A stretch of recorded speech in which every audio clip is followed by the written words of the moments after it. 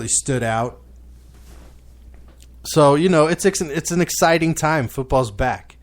I don't know if you guys saw this the other day with Aaron Rodgers dropping his pass on a dime from 40 yards and hitting it through the tire basically into the net. It was a very incredible pass. And, that's what the NFC North and really the rest of the NFL has to look forward to.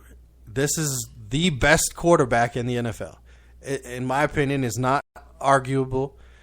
He may not be as accomplished as some other quarterbacks in his career that are currently playing, but as far as all the numbers, all the dimensions, all the things you can ask a quarterback to do or not do, he can do them. And he does stuff that you're not supposed to do, and he does it so well they let him do it. You're not supposed to roll one direction, throw across your body, and go all the way across the field. But you see him do it several times a season for big games to save his team. He's very smart. I don't know how much of that is him. I don't know how much of it he got from sitting behind Brett Favre for 4 years. How much of it is his connection with Mike McCarthy in that offense. But it's impressive to watch. If there was any quarterback in the league that I would let the Lions or be acceptable as a fan of the Lions, that they would trade or somehow replace Matthew Stafford with as of right now, it would be Aaron Rodgers. I would be fine with that.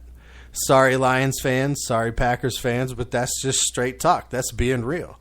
I'm not going to be a homer on that one on this show. That's real talk. On the other side, you got Luck. You got Luck, who's now the highest paid quarterback in NFL history, the highest paid player in NFL history with guaranteed money, right? $80-something million, $85 million of guaranteed money, $87 million maybe. Young stud, had some great seasons as he came out of Stanford, had some injury issues and some poor play last year on a team that wasn't as good. And this is a Colts team that isn't much better this year. They've let some guys go. They're expecting some guys to have some rebound years, to be a little more healthy this year. But they still have an iffy defense that's going to be here and sometimes it will be dominated, which is unfortunate because it's wasting the talent of Vontae Davis. He could be an extremely valuable asset on a contending team, which, a lot of people have high hopes because of Andrew Luck that the Colts will be a contending team. That's yet to be seen. I don't know if they win their division. I really like the young team Jacksonville's putting together. I don't think this is their season, but you're going to see stuff from them over the next 3 seasons. I think it's going to be impressive if they stay healthy. That's the key in sports. I mean, on paper, which is all I have to go on. We're talking about stuff on paper at this point. They look great. They look like some young studs. They look like what Minnesota's putting together on defense. And with Mike Zimmer, there's another team in the North that's looking like they're going to run shop. The NFC North is going to be a very hard-fought division this year once again. And I think you get at least 2 teams in the playoffs out of the North.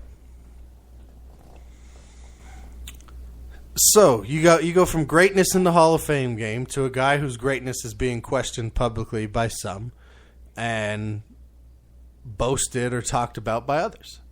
And I'm talking about James Harden. Houston Rockets guard, signed a new extension this year, got himself a lot of money. Good for him. Mr. Euro Step, let me make contact on you and get a foul. The bearded one.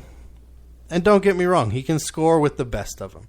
I mean, what did he average this year? He averaged something over 28, 29 points, 7+ boards, 7+ assists. I mean, he gets the job done. He had to do what he had to do on that team. His game is a little Allen Iverson-ish. He doesn't get the downside or the dissing that Iverson got about being a selfish player or needing the ball all the time. But he's very much like that. And to me, I don't really like James Harden. Nothing against him as a person, but I don't like his style of driving to the basket and creating contact and getting a foul called. I don't like that at all in basketball. I don't like when Ginobili does it. I don't like when anybody else does it. But Harden does it very, very well. Good for him. He scores a lot of points, gets to go to the free throw line. That's the modern NBA. Do what you got to do to get by. He got paid, so it is what it is. But you got Kevin Durant basically this week saying it's a shame and it's unacceptable that he wasn't named to an all-NBA team with his numbers.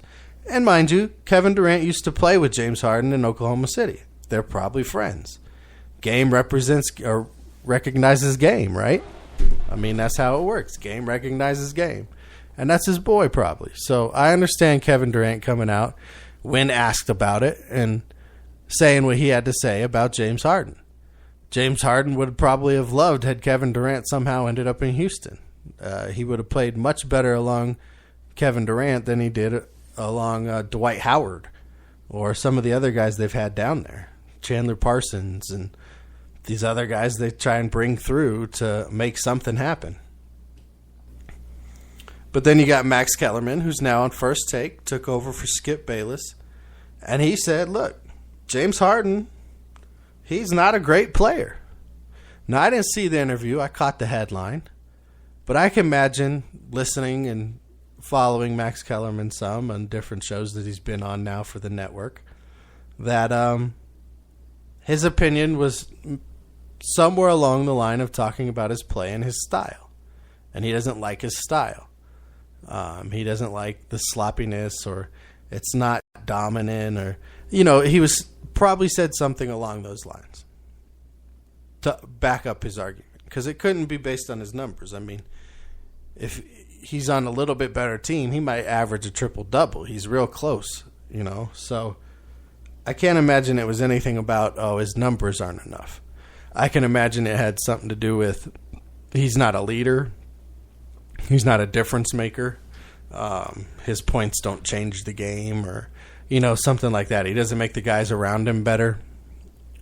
Or different, reports that we've heard about conflicts there down in Houston and how great players would have made it work because great players are great players. I guess I can imagine a lot of different arguments that could have been made about James Harden not being a great player. But numbers don't lie. He can play in the modern NBA. He's going to be an MVP candidate again next season. He's not going to be on a very good team next season, but he'll be an MVP candidate again, I'm sure. One guy who will not be an MVP candidate anytime soon is Josh Norman, formerly of the Carolina Panthers. Didn't want to sign a franchise tag. They didn't want to play games with him and released him. Washington scooped him up for a bunch of money. And now all we see is Mr. Norman getting burnt. One-on-one drills. D-Jax blowing by him. Pierre Garçon blowing by him. To the point now, they talking. They're pointing. They're bragging in his face.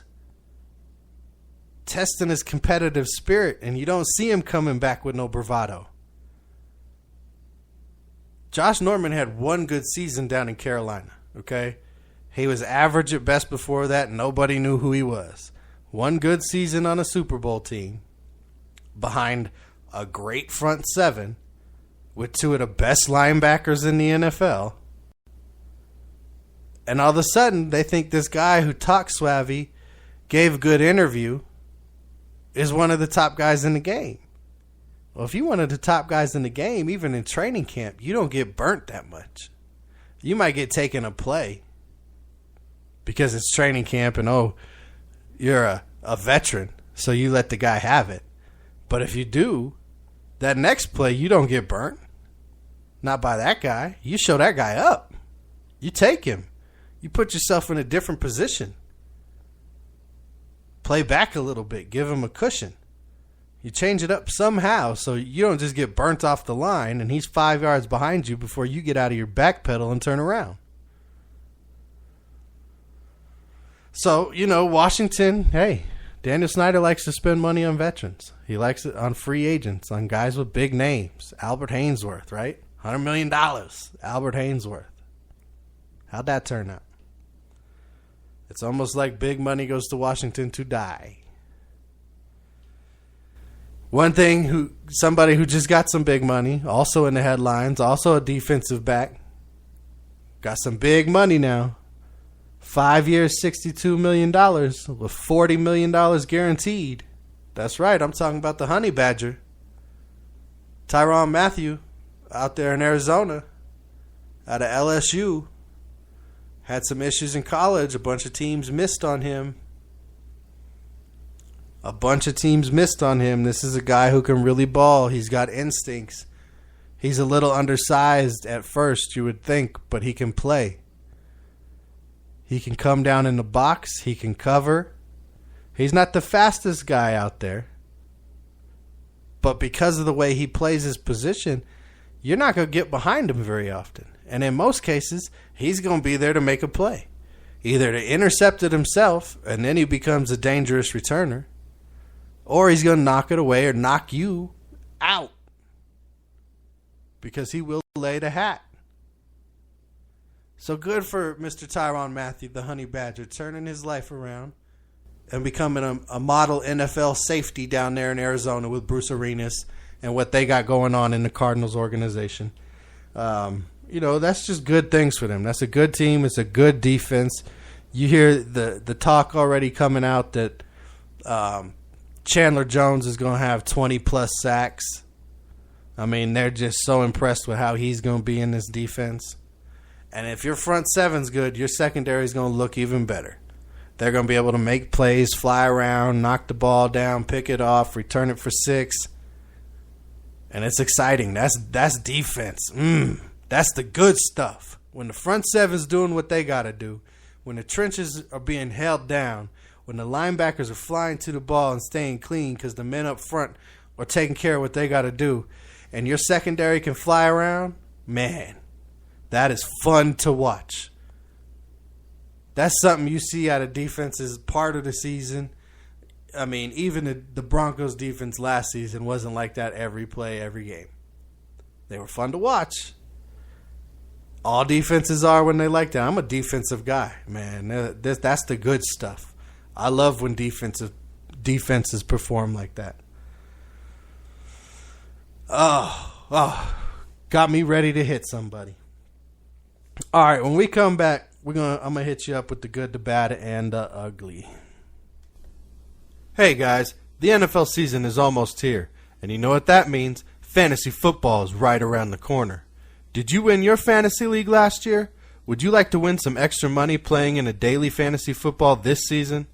If so, the dirtcannon.com is here to help. You can get numbers and projections anywhere, but if you want to build a winner for a full season fantasy team, or just looking to win consistently in daily games, then do what I did and join the dirtcannon.com. They have it all in one place, fellas. Whether a bronze member or a silver, they will hook you up. I recommend the silver package. Starting today for the silver package, use my code RDST and you will get a customized 2016 NFL Draft Kit, Draft Day Intelligence, and access to their award-winning lineup analyzer with expert insight and analysis. So win your league, make some money, and take home the bragging rights with thedirtcannon.com and use Real Deal Sports Talk's promo code RDST. And for the first month with my code RDST, get $4.99 off the first month of your silver membership. All right, so it's time for the good, the bad, and the ugly.